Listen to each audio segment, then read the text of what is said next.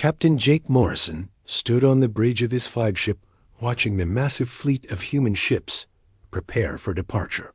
10 million humans were about to leave everything they had known for the past 200 years.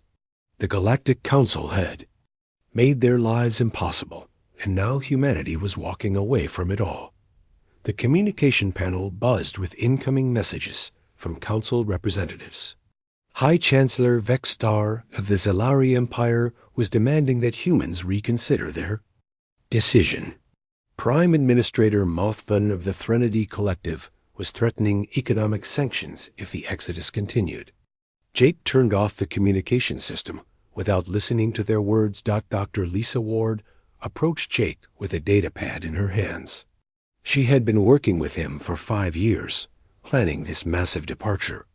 Her expertise in alien biology had shown them which worlds beyond the galactic rim might support human life. The Council had always dismissed those regions as worthless and dangerous, but humans were willing to take risks that other species avoided. "The last transport ships are loading supplies now," Lisa said quietly. "We should be ready to depart within 6 hours. She looked out at the fleet spread across space. Massive colony ships carried families and civilians, while military vessels provided protection. Cargo haulers were packed with everything humans needed to start over in unknown territory. Commander Ben Hayes joined them on the bridge. He had spent months coordinating the military aspects of their departure. A council had been restricting human military development for decades, and Ben knew they would need every advantage in the dangerous rim territories. His tactical planning had identified the best routes to avoid Council patrol zones. "Council forces are massing at the border checkpoints," Ben reported. "They want to inspect our cargo manifests and passenger lists." He shook his head in disgust. Even as humans were leaving voluntarily, this Council still wanted to control and monitor their movements. Jake looked at the holographic display showing their planned route. The path led through 3 Council systems before reaching the galactic rim. After that, they would be in unexplored space where Council authority meant nothing. The journey would take several months, but it would lead to freedom from Council interference. Ambassador Kate Sullivan appeared on the main screen from her location at Council headquarters. She had served as humanity's representative for 12 years and had watched conditions grow worse each year. New regulations restricted human expansion to overcrowded worlds. Economic policies favored older species while placing crushing taxes on human trade. Military limitations prevented humans from defending their own colonies properly. "The Council session begins in 1 hour," Kate announced. "This is my final appearance before them.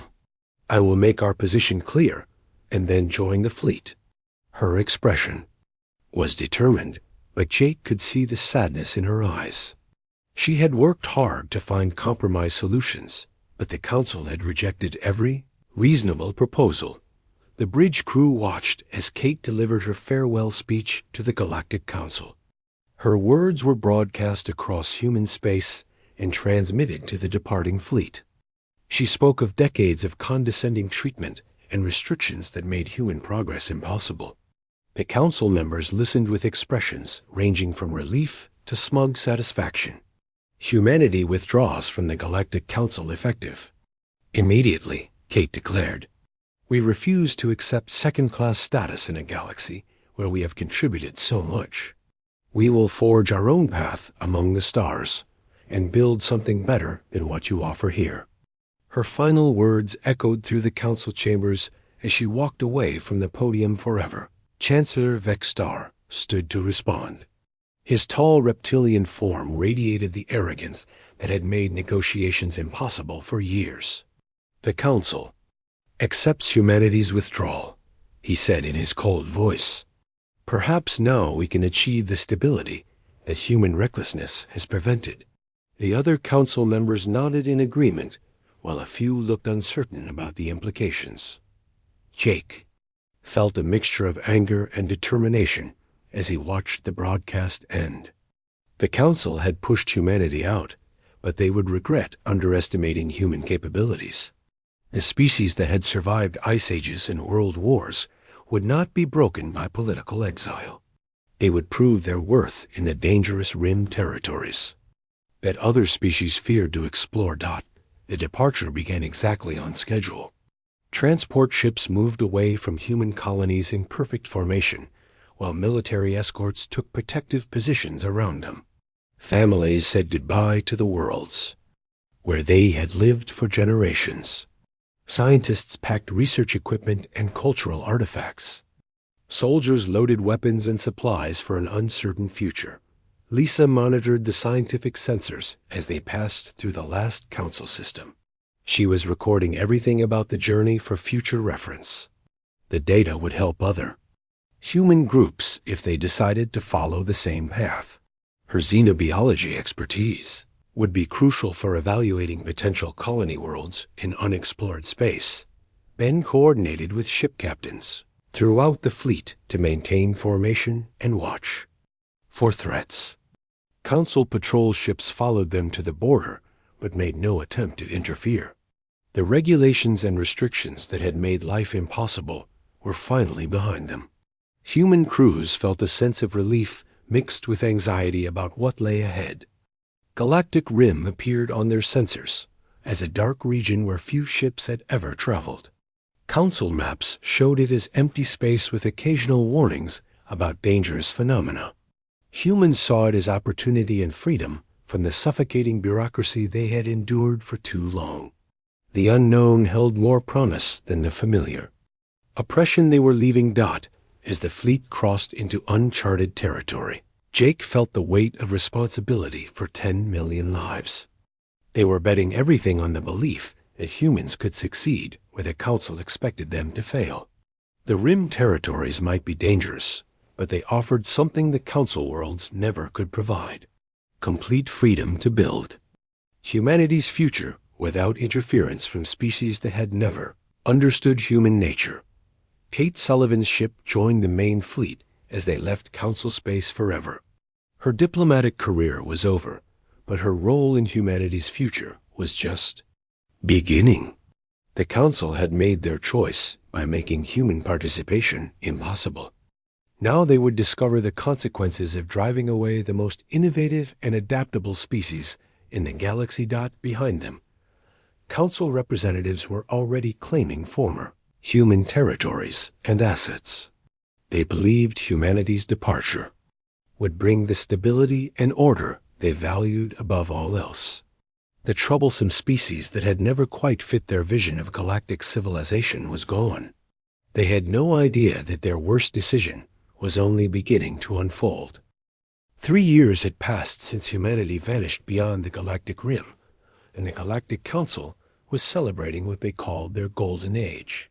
High Chancellor Vegstar stood before the assembled representatives with obvious satisfaction.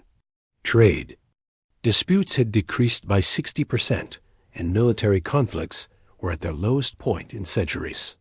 The bureaucratic systems that humans had constantly questioned now operated with smooth efficiency.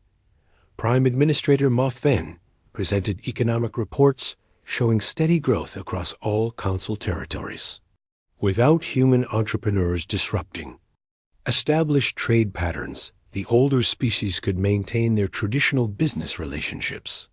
The Threnody banking systems processed transactions without the complications that human innovations had created. Everything was predictable and orderly, just as the Council preferred. Trade Minister Alan Brooks watched the Council celebrations from his hidden office on a space station in the neutral zone. He was one of the few humans who had chosen to remain in Council space when the Great Exodus began. His small network of human traders operated in the shadows, buying and selling goods that the Council preferred to ignore. The work was dangerous, but it provided valuable intelligence about Council activities. Allen received coded messages from human scouts who monitored Council space from beyond the Rim. Captain Nenia Cross commanded a fast reconnaissance vessel that could slip past Council sensors undetected. Her reports painted a different picture than the official Council propaganda. Infrastructure problems were mounting as human-designed systems began failing without proper maintenance. Several outer colonies had gone dark when their defense networks collapsed. The most concerning intelligence came from deep space monitoring stations. Massive energy signatures appeared regularly in the rim territories, where humanity had disappeared. The readings suggested large-scale construction projects using power sources that Council science could not identify. Whatever humans were building out there was far beyond anything they had possessed during their time in Council space. Captain Cross transmitted her latest surveillance data to the underground network. She had observed construction activities around what appeared to be dozens of new worlds. The energy patterns were unlike anything in Council databases. Human ships moved between these locations, but their designs had changed dramatically. They were larger and seemed to incorporate technology that no Council species recognized. General Pete Collins received these reports at a military base deep in the rim territories. He commanded the human defense forces that had grown far beyond what the Council had ever permitted. The restrictions that had limited human military development were gone, and the results were impressive. Human engineering teams were producing weapons and ships that surpassed anything the Council possessed. Pete studied the intelligence about Council activities with mixed emotions. Part of him wanted revenge for the years of condescending treatment and artificial limitations. Another part worried about the strategic implications of a weakening Council. The galaxy contained threats that required strong defenses, and human military doctrine emphasized the importance of maintaining regional stability. Meanwhile, the Council was passing new legislation to consolidate their control over former human territories. The Zellari Empire claimed several resource-rich systems that humans had developed. The Threnody Collective seized human-designed transportation networks and renamed them as Galactic Heritage Projects. They justified these actions as necessary for maintaining order in abandoned regions. Alan Brooks used his black market connections to monitor these territorial expansions. His network included humans who had married aliens and chosen to stay behind, as well as sympathetic non-humans who disagreed with Council policies. They reported that the seized human infrastructure was deteriorating rapidly. Council engineers could not replicate human maintenance procedures, and systems were failing across multiple worlds. The failure of human designed defense systems was becoming a serious problem for outer colonies. These installations had protected Council territory from raiders and hostile forces for decades. Without proper maintenance, they were shutting down one by one, leaving settlements vulnerable to attack. Council military commanders requested replacements, but their technology was inferior to what humans had provided. Dr. Lisa Ward would have found the Council's technical problems amusing if she had known about them. She was busy working with discoveries that made Council science look primitive by comparison. The Rim territories contained secrets that humanity was only beginning to understand. Ancient ruins suggested that advanced civilizations had once thrived in regions the Council considered worthless. Jake Morrison reviewed intelligence reports in his command center on New Terra. The human capital world had been constructed using techniques that no Council species could imagine. The combination of human innovation and mysterious new technologies was producing results that exceeded their wildest expectations. They were not just surviving in exile, but building something magnificent. The Council remained ignorant of these developments because they had dismissed the Rim territories as dangerous wasteland. Their exploration fleets avoided the region, and their scientists showed no interest in studying phenomena beyond the galactic edge.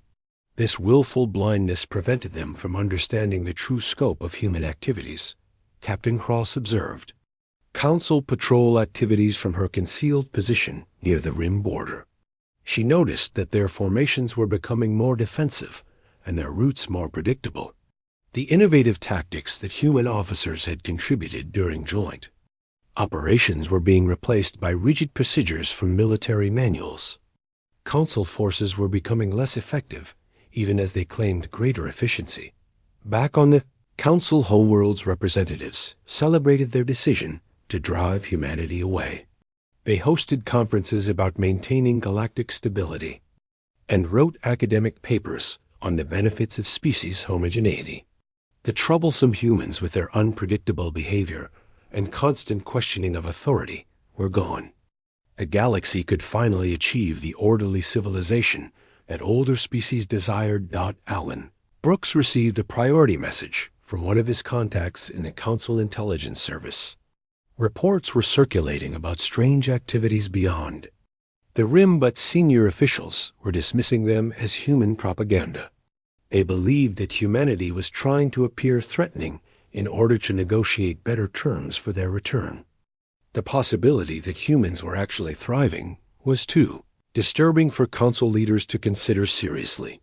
The reality was far different from Council assumptions. Humanity had not only survived their exile, but had discovered opportunities that transformed their entire civilization.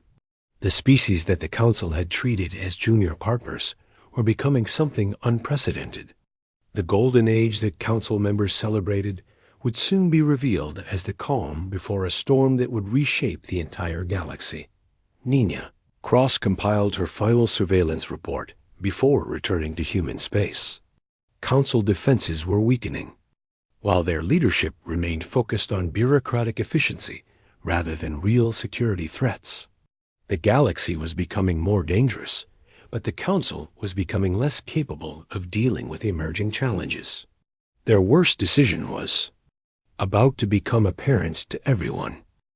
Dr. Sam Parker brushed dust from an ancient stone tablet while his archaeological team worked around him in the underground chamber. 5 years had passed since humanity fled Council space, and the Rim territories had revealed wonders beyond imagination.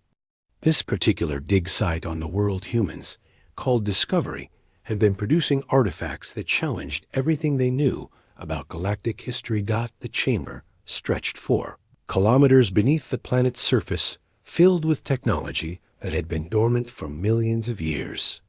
Crystalline structures glowed with soft light when humans approached, as if responding to their presence. The walls contained symbols and mathematical formulas that suggested knowledge far beyond what any current species possessed. Commander Lucy Stone stood beside Sam, examining the latest findings. Her team had established first contact protocols for dealing with whatever intelligence might be controlling these ancient systems. Previous expeditions had triggered automated responses that seemed almost alive. The technology was not just abandoned ruins, but something that had been waiting patiently for the right visitors to arrive. Jake Morrison arrived at the dig site with Dr. Lisa Ward and a team of specialists. The discoveries on Discovery were too important to ignore, and humanity needed to understand what they had found. Lisa's expertise in xenobiology was crucial because the ruins suggested that their builders had transcended physical existence long ago. They were dealing with something that existed beyond normal concepts of life and death. The first contact occurred when Sam accidentally activated a control surface while documenting symbol patterns. The chamber filled with holographic displays, showing star maps that covered the entire galaxy and regions far beyond. A voice spoke in mathematical concepts that human translation computers slowly converted into understandable language. "Welcome, young ones," the voice said with warmth that surprised everyone present. "We are the architects, and we have been waiting for species worthy of our legacy." The holographic displays shifted to show images of the beings who had built this vast network. They had once been physical creatures not unlike humans, but had evolved beyond the need for biological bodies millions of years ago. Commander Stone followed established protocols for first contact situations. She introduced humanity and explained how they had discovered the ruins while exploring the Rim territories. The architects responded with what seemed like amusement at human directness and curiosity. Most species that found their installations were too cautious to activate anything or too arrogant to approach with proper respect. The architects revealed that they had been observing galactic civilization for countless ages. They had watched species rise and fall while waiting for one that demonstrated the proper combination of innovation, courage, and adaptability. The Council. Races had grown comfortable and predictable over time. Humanity's willingness to abandon everything and venture into the unknown had impressed the ancient observers. Lisa Ward asked about the technology surrounding them and received answers that challenged human understanding of physics. The architects had mastered control over matter and energy at the fundamental level. Their installations could manipulate space and time in ways that seemed impossible. What appeared to be ruins were actually dormant manufacturing and research facilities waiting for activation. The architects explained that they had withdrawn from physical interaction with younger species because none had proven worthy of their knowledge. Council races were too rigid in their thinking and too fearful of change. Humanity's approach to problems through innovation and risk-taking marked them as potential inheritors of architect wisdom. Jake Morrison realized the implications immediately. Humanity had stumbled upon the greatest discovery in galactic history. The technology around them could transform human civilization in ways that made their exile from Council space seem insignificant. They were being offered knowledge that could make them the most advanced species in the galaxy. The integration process began slowly as architects taught humans to interface with their systems. Unlike other species that might have approached such technology with committees and caution, humans dove in with characteristic boldness. Sam Parker's archaeological teams mapped installation locations across dozens of worlds. Lucy Stone's specialists learned to communicate with architect artificial intelligences that had been waiting eons for contact. What amazed this architects most was humanity's approach to their technology. Instead of simply using ancient devices, humans began understanding the principles behind them and finding ways to improve upon designs that were millions of years old. The combination of human creativity and architect knowledge produced innovations that surprised even the ancient intelligences. Human settlements throughout the Rim territories began transforming as architect. Technology was integrated into their infrastructure. Cities that had been basic colonial outposts became technological marvels that blended human engineering with ancient wisdom. Manufacturing facilities produced materials and devices that seemed like magic to anyone familiar with Council-level technology. Meanwhile, the Council faced their first major crisis since humanity's departure. The Kethran Horde had been testing border defenses for months with increasing boldness. These aggressive raiders had been held back by human-designed defense systems and tactical innovations for decades. Without human military expertise, Council forces struggled to adapt to Kethran unconventional warfare methods. General Pete Collins received intelligence reports about Council military problems from human agents still operating in their territory. The Kethran were using hit-and-run tactics that confused traditional Council commanders.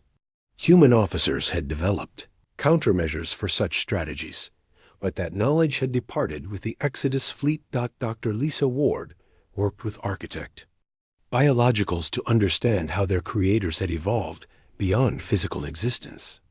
The process fascinated her as a xenobiologist because it represented the ultimate adaptation to environmental challenges. The architects had transcended the limitations of biological form while retaining their essential consciousness and identity. The transformation of human civilization accelerated as more architect installations came online. Jake Morrison established new government structures that could handle the responsibilities of managing technology beyond anything the galaxy had seen. Humanity was becoming something unprecedented in galactic history. Back in Council space, High Chancellor Vextar received disturbing reports from border regions. Kethran raids were increasing in frequency and effectiveness, while Council responses became more inadequate. The military strategies that had worked for centuries were failing against enemies who adapted faster than bureaucratic systems could respond. Prime. Administrator Moth Van reviewed economic projections showing declining efficiency in former human territories. The seized infrastructure was breaking down faster than Council engineers could repair it. Several colony worlds had requested emergency assistance as their life support systems approached critical failure points. The Council's golden age was ending as the consequences of their decision became apparent. They had driven away the most innovative species in the galaxy, just as threats emerged that required human-style adaptability and creativity. The architects watched these developments with interest, wondering if the Council would realize their mistake before it was too late to matter. War Chief Grakthal stood on the bridge of his flagship, watching Council defense fleets scatter before his advance. 7 years had passed since the humans disappeared, and the galaxy had grown soft in their absence. The Kethran Horde had been preparing for this moment since the last human military advisors left Council space. Without human tactical innovation, the Council forces fought like they had centuries ago, using predictable strategies that Kethran commanders could easily counter. The invasion began with simultaneous strikes on 12 border systems. Council. Patrol fleets responded exactly as Kethran intelligence had predicted following standard defensive protocols that human officers had repeatedly criticized as outdated. The Horde used unconventional warfare methods that confused traditional Council commanders who expected formal battle formations and structured engagements. High Chancellor Vextar received emergency reports in his war room deep beneath the Zalari capital. System after system was falling to Kethran forces that seemed to appear from nowhere and vanish before reinforcements arrived. The defensive strategies that had protected Council space for generations were useless against enemies who refused to fight conventional battles. Prime Administrator Moth Ven reviewed casualty reports with growing desperation. The Threnody Collective's bureaucratic military structure could not adapt quickly enough to counter Kethran hit-and-run tactics. Orders took too long to process through proper channels, while Horde raiders struck and withdrew before Council forces could respond effectively. Admiral Rick Turner monitored the Council's military collapse from his command ship in human space. The architect-enhanced sensors could track Kethran movements across vast distances, providing intelligence that Council forces desperately needed. Rick commanded a fleet that combined human engineering with ancient technology, creating vessels more powerful than anything the galaxy had ever seen. President Carol Jensen convened emergency sessions with human military leaders to discuss the crisis. She had been elected to lead the United Human Colonies after Jake Morrison stepped down, to focus on architect integration projects. The refugee settlements had grown into a technological powerhouse that surpassed anything this Council possessed, but Carol faced difficult decisions about how to use that power. The first diplomatic contact came when desperate Council representatives transmitted surrender offers to human space. They offered everything from tribute payments to complete political submission in exchange for military assistance against the Kethran Horde. The messages were routed through Trade Minister Alan Brooks, who had maintained his underground network. In Council territory, Kate Sullivan received these desperate pleas in her office as humanity's foreign minister. She had watched Council representatives celebrate humanity's departure 7 years earlier with expressions of relief and superiority. Now those same beings were begging for help from the species they had treated as troublesome children who needed constant supervision. The Council's offers grew more desperate as Kethran forces pushed deeper into their territory. They promised to repeal all restrictions on human expansion and military development. They offered to share advanced technologies that had been classified above human security clearance levels. Some representatives even suggested dissolving the Council entirely and accepting human leadership of galactic civilization. Dr. Lisa Ward, studied intelligence reports about the invasion while working on architect integration projects. The ancient, artificial intelligences were fascinated by the unfolding crisis because it demonstrated everything they had observed about council limitations. The rigid thinking that made council bureaucracy efficient also made their military responses predictable and ineffective.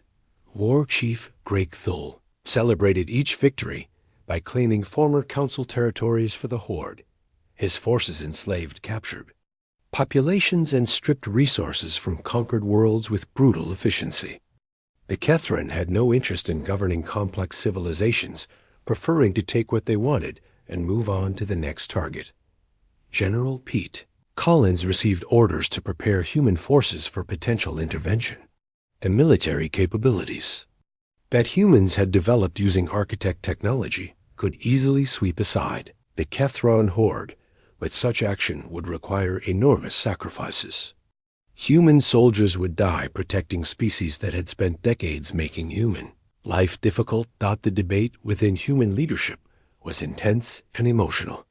Director Amy Foster argued that the council deserved whatever fate awaited them after years of condescending treatment and artificial restrictions. She believed humanity should focus on building their own galactic civilization rather than rescuing ungrateful former oppressors who had never appreciated human contributions. Captain Tony Martinez disagreed with the isolationist position. He commanded rescue operations that had been saving council civilians from Kethran raids using fast ships that could avoid detection. Tony believed that humanity's strength came from being better than their enemies, rather than seeking revenge against those who had wronged them. The Zelari homeworld fell after a siege lasting only 3 days. High Chancellor Vextar died fighting in the capital city as Kethran forces overran the last defensive positions. His final transmission to surviving council members was a confession that driving humanity away had been the worst mistake in galactic history. Surviving council representatives retreated to fortified core worlds, where they sent increasingly frantic messages to human space. They no longer offered negotiated terms or conditional agreements. Instead, they begged for mercy from the species they had once dismissed as unworthy of council membership. The irony was not lost on human leaders, who remembered every slight and insult from their years of second-class treatment. President Jensen faced the most difficult decision of her career. The architects had advised that allowing the council to fall completely would create a power vacuum that could destabilize the entire galaxy.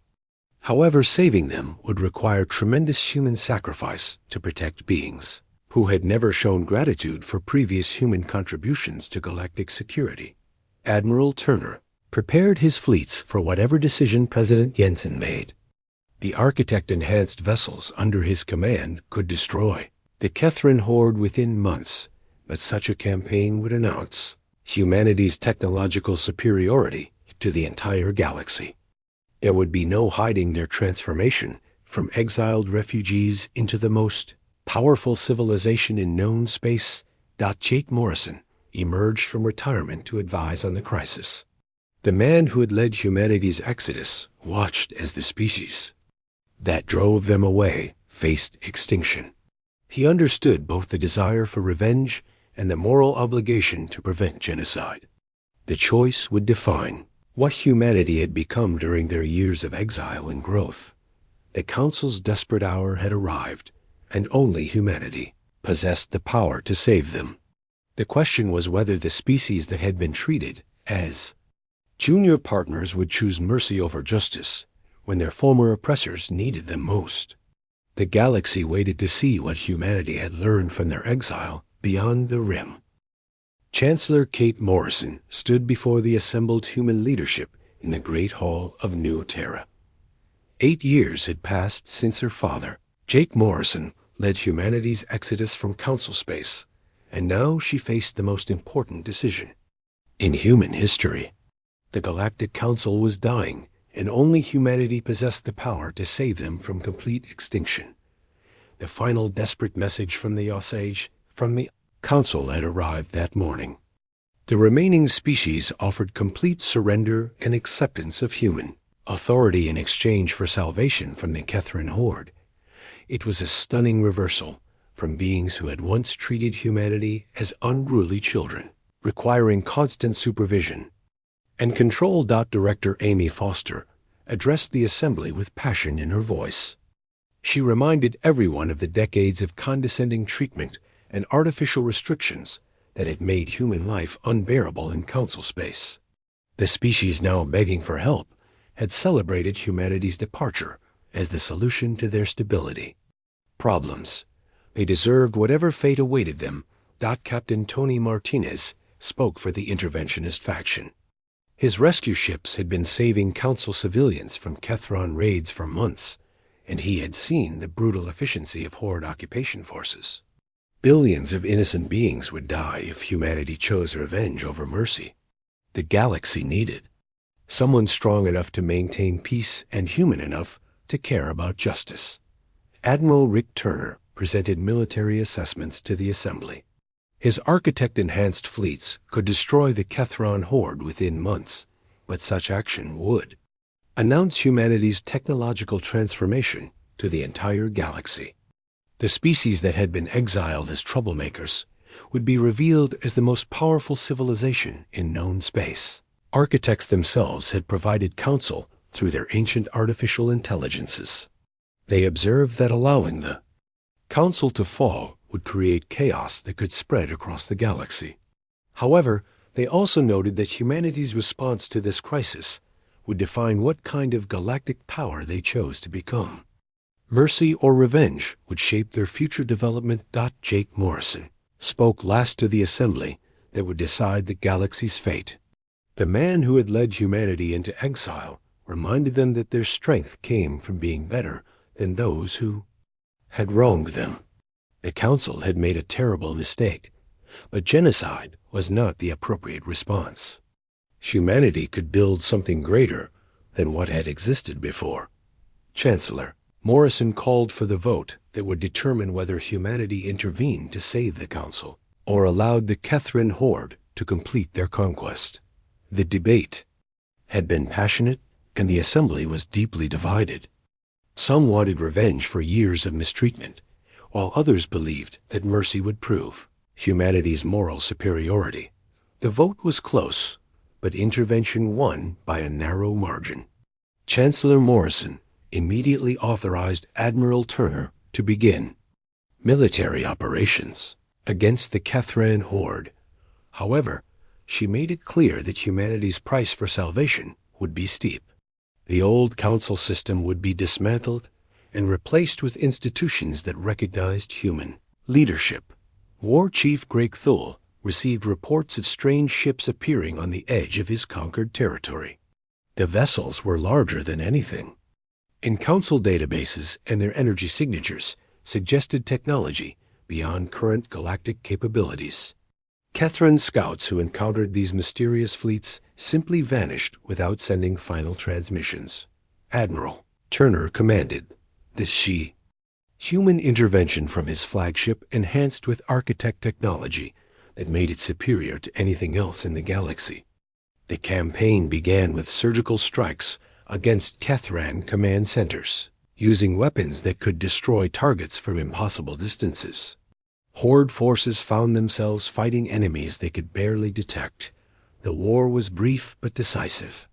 Human fleets appeared throughout Kethran, occupied territory, using transportation methods that seemed to violate known laws of physics.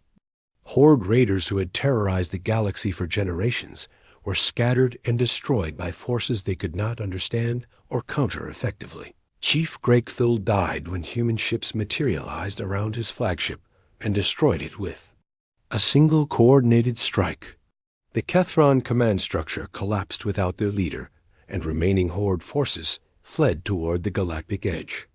Within 6 months, the invasion that had nearly destroyed Council civilization was completely defeated. Council representatives emerged from their fortified core worlds to witness the aftermath of humanity's intervention. The species they had dismissed as troublesome refugees had saved them using technology that seemed almost magical. The grateful survivors prepared to honor their surrender agreements and accept human authority over galactic affairs. Chancellor Morrison established the new galactic government from humanity's capital on New Terra. The bureaucratic systems that had made council administration inefficient were replaced with human-designed institutions that prioritized innovation exploration and individual species rights. Former council races retained their cultural identities while accepting human leadership. Dr. Lisa Ward worked with architect artificial intelligences to integrate ancient technology into the new galactic infrastructure. The combination of human innovation and million-year-old wisdom created possibilities that no previous civilization had imagined. Exploration fleets prepared to venture beyond the galaxy itself using capabilities that transcended traditional space travel. Trade Minister Alan Brooks emerged from the underground to help establish economic relationships between human space and former council territories. His network of contacts proved valuable for identifying corruption in the old system and creating fairer trade policies. The galaxy became more prosperous under human management than it had ever been under council bureaucracy. Captain Tony Martinez continued his rescue operations by helping displaced populations resettle in rebuilt worlds. The compassion that had motivated his intervention arguments became a cornerstone of human galactic policy.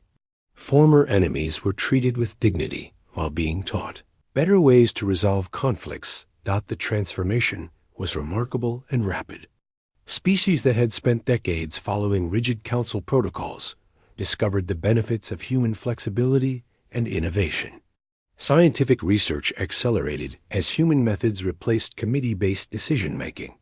Cultural exchange flourished as travel restrictions were eliminated. 10 years after humanity's exodus, the galaxy was unrecognizable. Former council representatives served as regional administrators under human authority while maintaining their species' autonomy. The rigid hierarchy that had stifled progress was replaced by merit-based systems that encouraged advancement through capability rather than birthright. Jake Morrison stood on the observation deck of New Terra's Capitol building watching ships depart for exploration missions beyond the galactic edge. The architects continued sharing their knowledge, impressed by humanity's ability to teach ancient wisdom to other species. The galaxy had learned that sometimes the greatest strength came from those willing to walk away and forge their own path. The Council's worst decision had become the catalyst for the galaxy's greatest transformation. Humanity's exile had led to discoveries that elevated not just humans, but all species willing to embrace change and growth. The future stretched ahead, filled with possibilities that the old council had never dared to imagine.